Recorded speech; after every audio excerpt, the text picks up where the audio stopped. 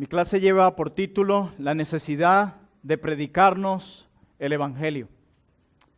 Alguien decía que siempre nos estamos hablando a nosotros mismos acerca de Dios y acerca de la vida. De hecho, siempre, todos los días, a cada minuto, siempre nos estamos hablando a nosotros mismos de nosotros mismos. Y lo que nosotros nos decimos a sí mismos es lo que puede cambiar nuestra forma de comportarnos. Nosotros lo vemos en el Salmo 42, cómo el salmista se habla a sí mismo y se pregunta, ¿por qué te abates, oh alma mía? Siempre estamos nosotros interpretando la vida. Nosotros siempre estamos interpretando. Y nosotros cada vez que experimentamos alguna situación en nuestra vida diaria, siempre intentamos sacarle sentido a lo que experimentamos. Por eso es que tú puedes poner a dos seres humanos en una misma situación y al final encontrarás diferentes respuestas. Porque cada uno está interpretando, pero no todos interpretamos los eventos de la misma manera. Eso es como aquel padre que sostiene una familia, él es el líder del hogar. Y para él poder producir en su trabajo necesita un excelente clima. Él tiene un pequeño niño que apenas está en la escuela. Y acaban de anunciar por la televisión que viene una gran tormenta de nieve. Inmediatamente, allí en ese sofá está tanto el niño como el padre del niño observando y escuchando la misma noticia. Y cada uno interpretándola de manera diferente. El padre inmediatamente, quien sabe que para producir necesita un buen clima, inmediatamente entra en una crisis de pánico, de ansiedad, porque sabe que esta tormenta de nieve va a frustrar sus planes y eso va a poner en jaque a la familia. El niño, por otro lado, él interpreta el evento de otra manera. Él se llena de mucha felicidad porque sabe que debido a esta tormenta de nieve, mira, ya ella se rió, ya tú lo interpretaste, que debido a esta tormenta de nieve ya no van a haber clases, va a estar libre en casa, etcétera, etcétera. El punto es que no siempre interpretamos nuestros eventos de manera correcta. No siempre interpretamos los eventos de la vida a la luz de las realidades del Evangelio, que es lo que vamos a ver hoy. Y antes de yo enseñarles la manera en cómo deberíamos predicarnos el Evangelio a nosotros mismos diariamente, yo quiero definir o darles una breve definición de lo que es el Evangelio. Y alguien lo resumió de la siguiente manera. El Evangelio es la noticia de que Jesucristo, el justo, murió por nuestros pecados y resucitó eternamente, triunfante sobre todos sus enemigos. De modo que ahora no hay condena para los que creen en Él, sino solo gozo eterno. Ese es el Evangelio. Y esa es la realidad que debemos impregnar o con la que debemos impregnar cada aspecto de nuestra vida. Mira, hay un error que muchas veces cometemos los cristianos y es que pensamos que el Evangelio solo se requiere para aquel día en el que obtenemos la salvación o el nuevo nacimiento. Que después de allí no necesitamos el Evangelio.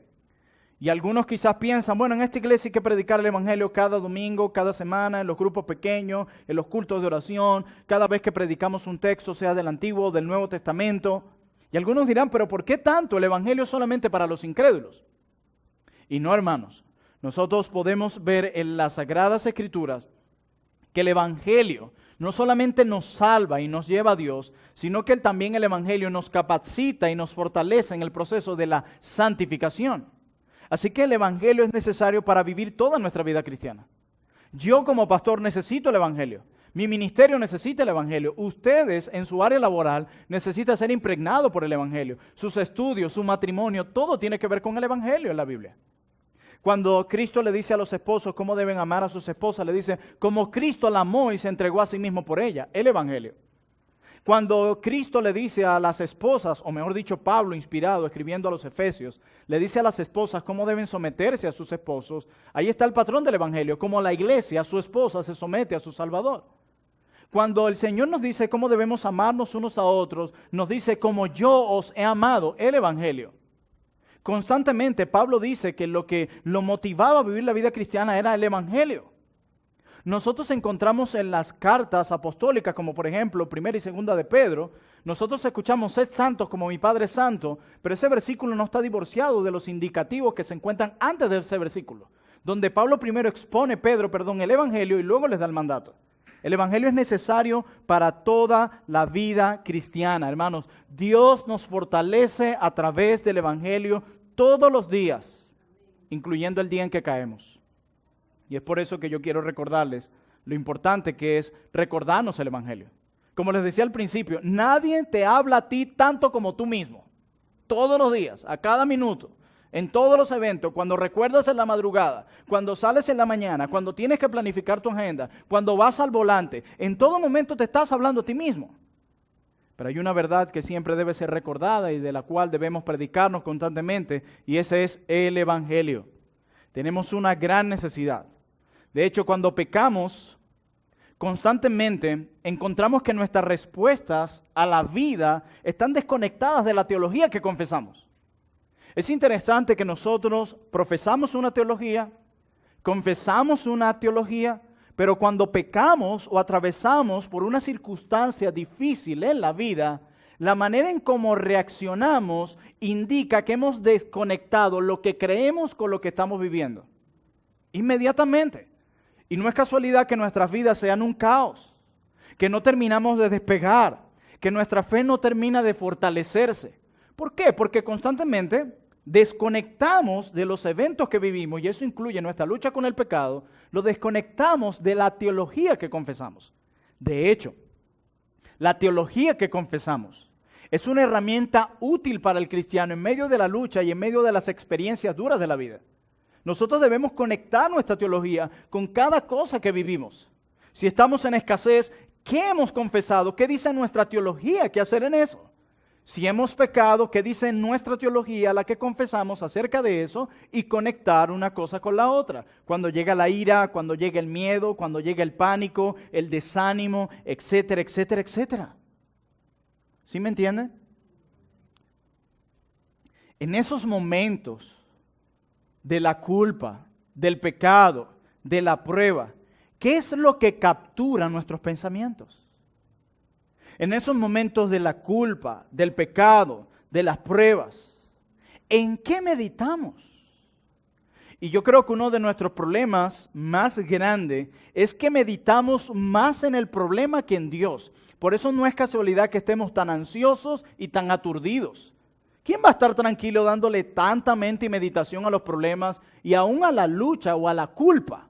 ¿Quién puede hallar refugio y gracia y descanso cuando ha pecado y solo medita en lo que hizo, medita en lo que hizo, medita en lo que hizo, mas no en el perdón que Cristo ofrece?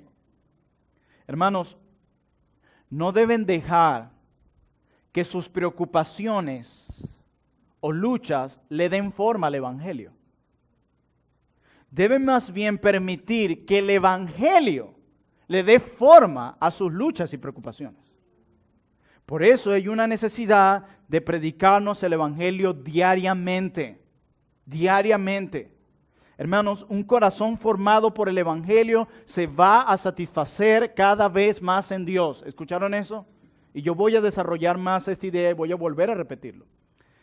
Y yo he considerado algunas ideas del pastor Tripp, que él habla de dos maneras en cómo nosotros deberíamos predicarnos el Evangelio nosotros mismos. Y una es de manera defensiva y otra es de manera ofensiva. Y eso es lo que yo voy a desarrollar en esta noche. Cuando hablamos de manera defensiva, estamos hablando de prepararnos antes que el enemigo ataque. Cuando hablamos de manera ofensiva, es buscar activamente, voluntariamente a nuestro enemigo para atacarlo. Así que de manera defensiva, que se refiere a estar preparado a que el enemigo ataque, nosotros deberíamos estar preparados ante todas las tentaciones que diariamente nos vienen. Y el problema que tenemos muchos cristianos hoy es que no estamos preparados para la tormenta. Se dice que los buenos marineros se preparan para la tormenta. ¿En qué momento? En el momento de la calma. ¿Cuándo un equipo de fútbol está más propenso a que le hagan un gol? Luego de haber hecho ellos un gol. Luego de haber logrado ellos una victoria, ese momento de calma, ¡boom!, es cuando viene el otro. Miren, se dice que los marineros en el momento de la calma preparan sus barcos, preparan las municiones, preparan los alimentos, se preparan todo para cuando llegue la tormenta ellos están preparados. Pero el problema que tenemos nosotros es que cuando ya estamos en medio de la tormenta, en la mitad del mar, es cuando queremos prepararnos. Cuando llegó la tentación y hemos abrazado la tentación, porque no es pecado ser tentado. El pecado está en ceder a la tentación. Entonces nosotros queremos prepararnos luego que pecamos. Luego que pecamos inventamos estrategias. No, después para la próxima voy a hacer esto, para la próxima voy a hacer aquello, para la próxima esto, tan. Y vuelve la próxima y no estuvimos preparados. De manera defensiva, todos los cristianos deben estar nutriendo sus almas y sus mentes con el Evangelio. Hermanos, si hay algo que nos ha concedido el Evangelio, es a Dios mismo. ¿Escucharon eso?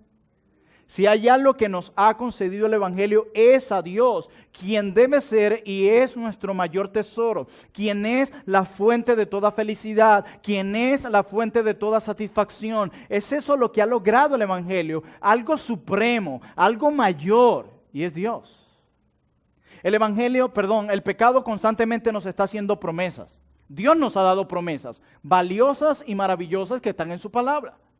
Pero Satanás, o nuestro pecado, cuando viene a nosotros por medio de la tentación, viene también con promesas.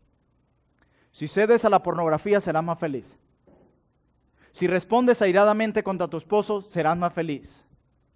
Si evades impuestos, serás más feliz. Y siempre hay promesas. El pecado también trae promesas. Satanás le dio promesa a Adán y Eva. Si comes del fruto, no morirás.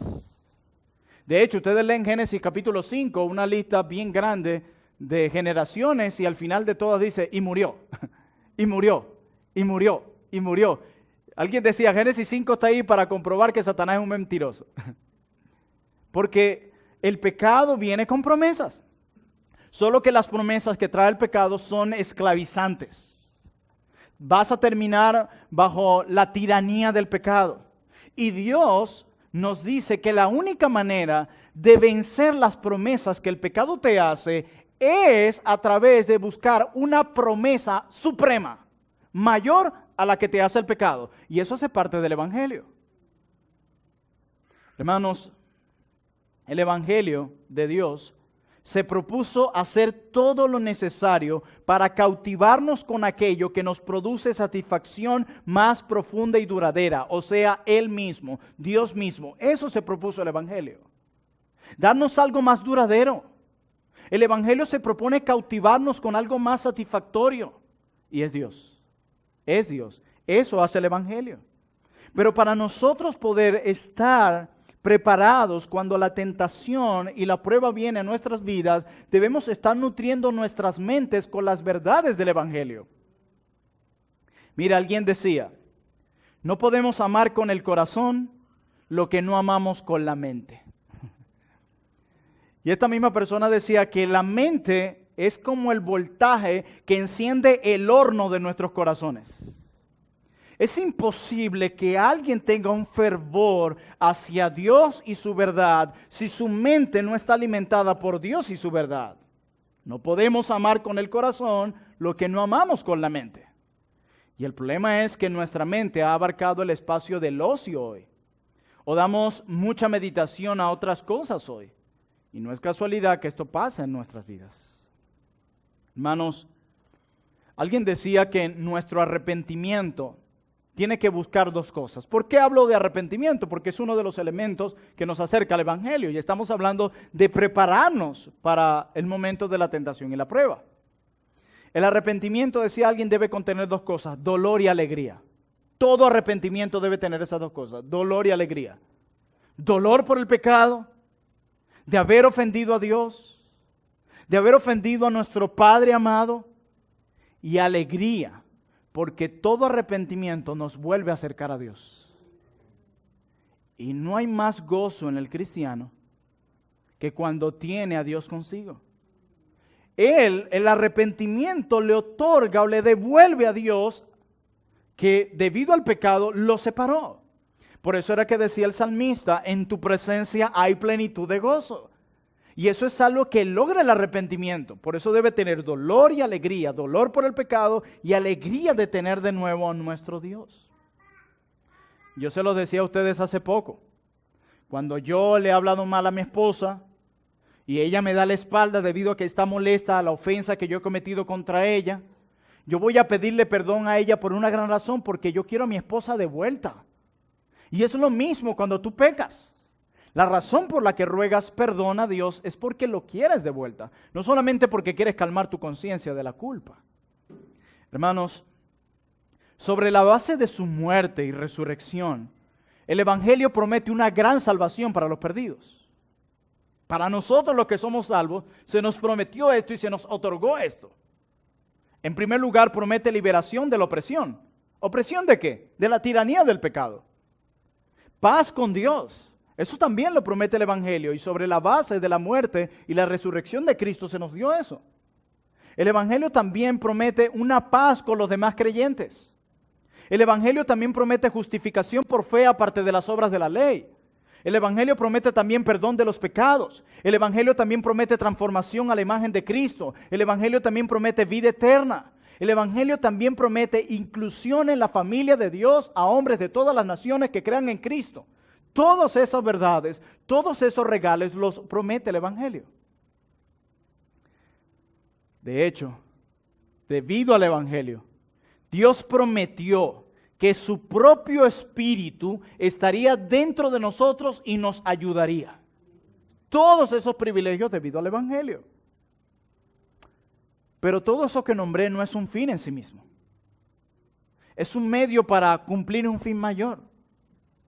Lo que hace que la resurrección y todas las promesas que Dios nos dio sean buenas, lo que hace que la justificación sea buena, lo que hace que la vida eterna sea buena, lo que hace que el perdón de los pecados sea bueno, es que nos guían a Dios. Eso es lo que hace que sea bueno. Acompáñenme a la primera carta del apóstol Pedro, capítulo 3, versículo 18.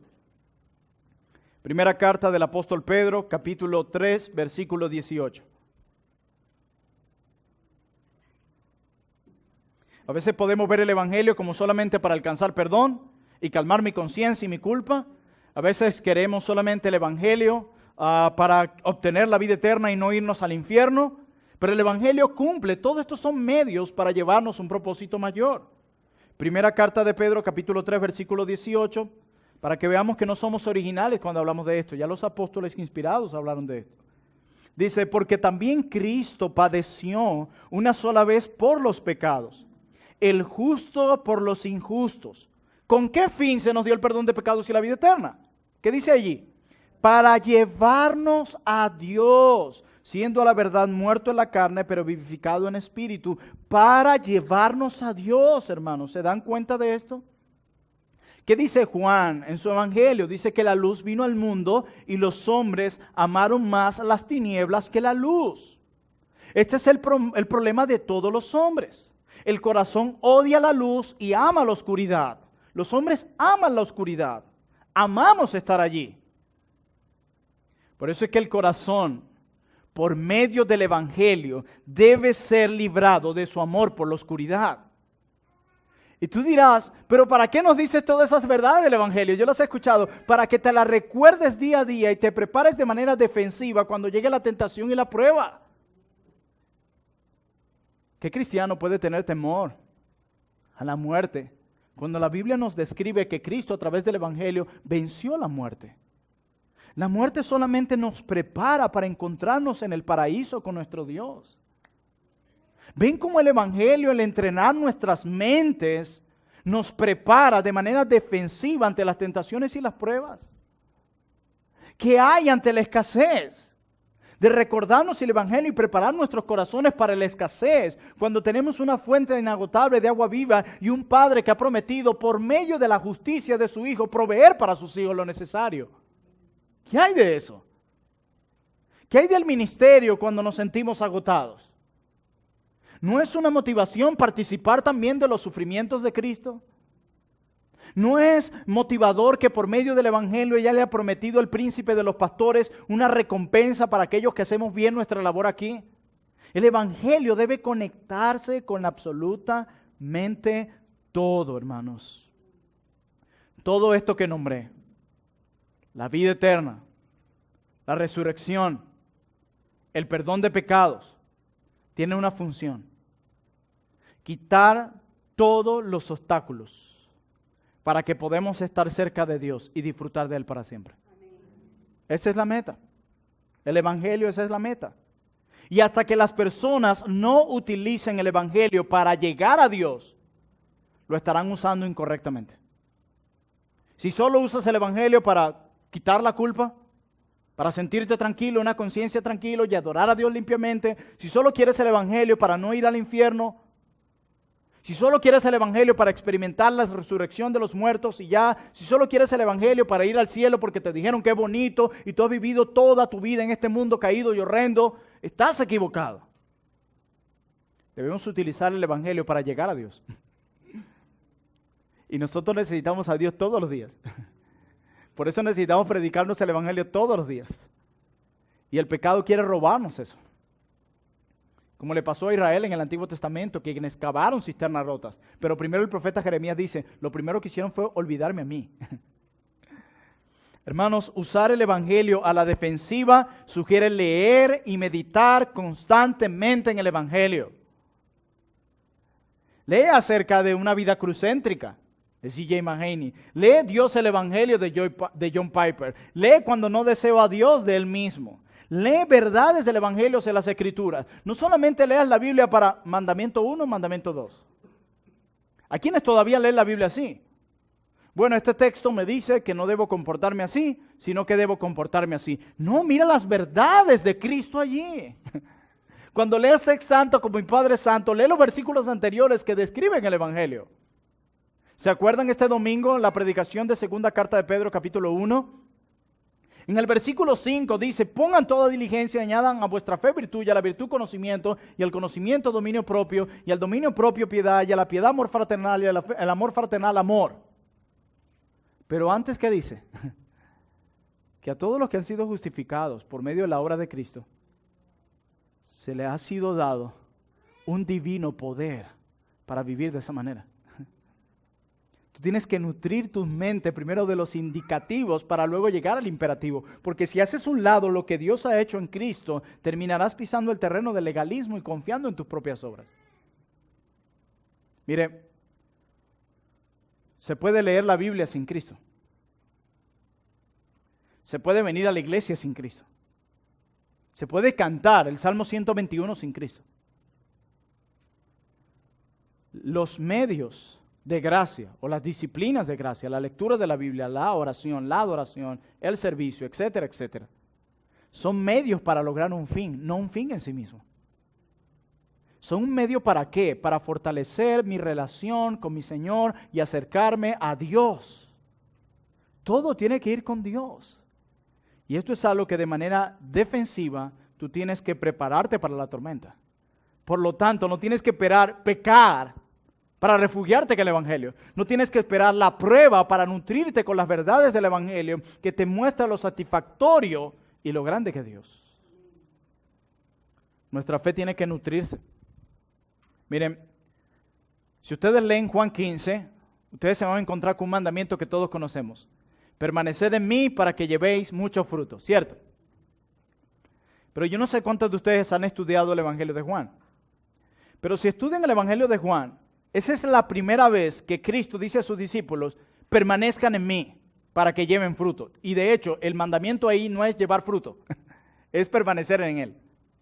Y cuando tú lees Juan del 1 al 14, todo lo que está haciendo Cristo y predicando Cristo a sus discípulos es con un fin, dice, para que crean en mí, para que crean en mí, para que crean en mí, para que crean en mí. ¿Qué está haciendo Cristo? Nutriendo la fe de los discípulos antes de darle un mandamiento. Y luego de nutrir la fe de ellos con milagros y enseñanzas, es cuando le dicen, permanezcan en mí, porque no estaban preparando antes para eso. ¿A qué voy? Muchos de nosotros se requiere que nutramos nuestra fe.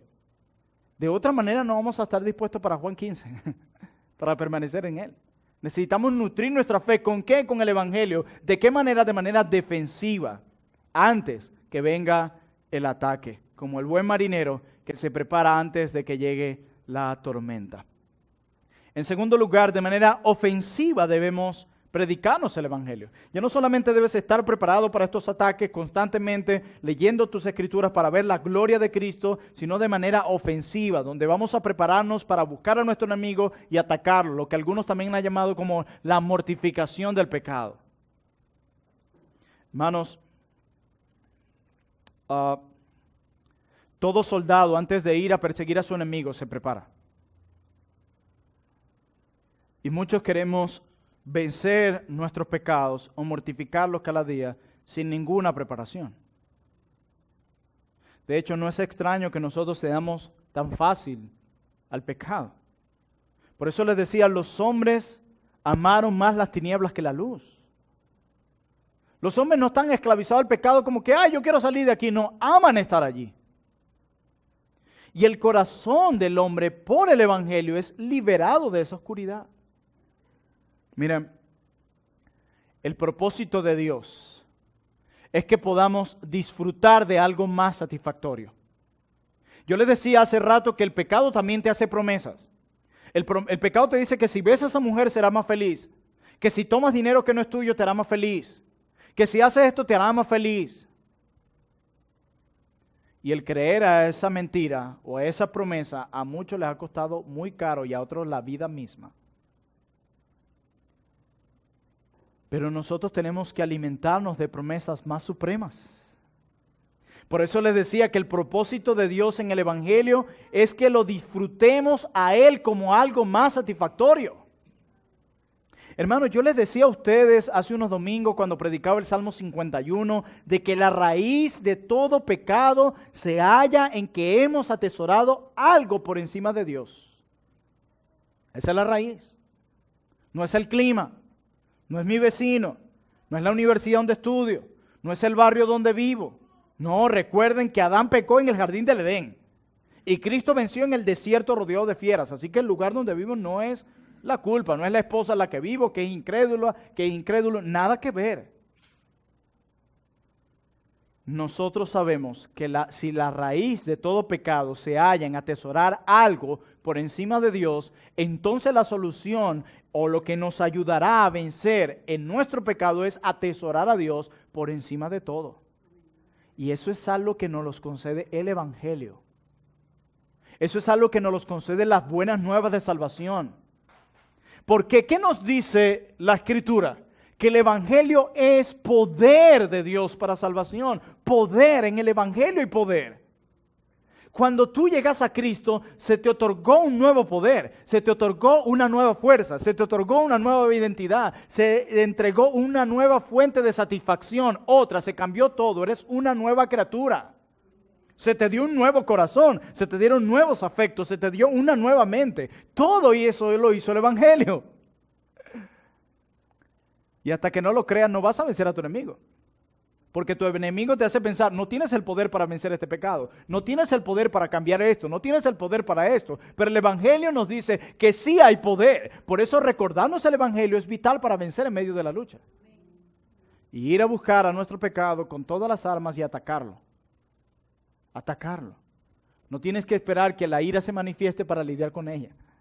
No tienes que esperar que la lujuria brote para mortificarla. No, tú tienes que procurar por medio del Evangelio ver en Cristo, ver en Dios como la única fuente de satisfacción. Si no le estás leyendo la Biblia tratando de hallar gozo y satisfacción en Dios, tú estás leyendo la Biblia como cualquier otro libro. Y quizás a eso se debe tu retroceso. Y hay algo que quiero decir con respecto al tema de predicarnos el Evangelio de manera defensiva y ofensiva. Y es que nuestra lucha en esta tierra no debe ser pasiva, sino activa. Eso es como cuando le dicen, qué raro que ese niño está en un estado de desnutrición, pero es que no se alimenta. Es obvio. Si no se alimenta, no está en un estado de desnutrición. Qué raro que no me he tomado la pastilla para el dolor de cabeza y me duela la cabeza. Qué raro. Es obvio que si no echas manos de lo que tiene la solución no vas a avanzar. Bueno, así muchos cristianos, pastor, yo no sé por qué los problemas de mi matrimonio no avanzan. Yo sé que no leo mi Biblia, yo sé que no oro, a veces no me congrego, pero usted me puede decir qué pasa. Es obvio. Nuestra vida cristiana debe ser activa y según 2 de Pedro capítulo 1 versículo 3 al 4 se nos dio el poder por medio del conocimiento de Dios para poder vivir una vida piadosa. Todo lo que necesitamos ya se nos fue dado. Eso es glorioso. Nuestro Dios nos ha capacitado para eso. El pastor Tripp aconseja que hagamos una práctica diaria de 4 cosas. Y si quiere la anotan. Número 1, mirar la belleza de Cristo. Yo una vez les dije a ustedes que el pecado oscurece, opaca la belleza de Dios. El pecado no nos permite ver lo bello que es Dios, lo maravilloso que es Dios. Por eso, número 1, mirar la belleza de Cristo. Número 2, recordar quiénes somos como hijos de Dios. Se nos ha dado un poder, se nos ha liberado de la esclavitud del pecado. Ya no hay condenación para los que están en Cristo Jesús. ¿Cómo esas verdades del Evangelio te animan en medio de la prueba de que ni siquiera la espada te separará del amor de Dios que es en Cristo Jesús? Ya lo tenemos todo y estamos seguros en Él. Y esas son verdades y privilegios que llegaron a nosotros por el Evangelio. Repito, no dejes que las pruebas y las tentaciones moldeen el Evangelio. Deja que el Evangelio moldee todo eso. Eres un hijo de Dios. No tienes que estar buscando identidad. Ya tienes una identidad. 3, descansa en su poder y provisión. Eso hace parte de lo que Dios ha comprado en nosotros con el Evangelio. Nos ha dado un poder para vencer en la tentación y un poder para vencer en la prueba. Nadie puede decir no puedo. Eso no existe en el cristiano. Te ha capacitado tu Padre, amado. Y aún Dios se complace de nuestra obediencia imperfecta.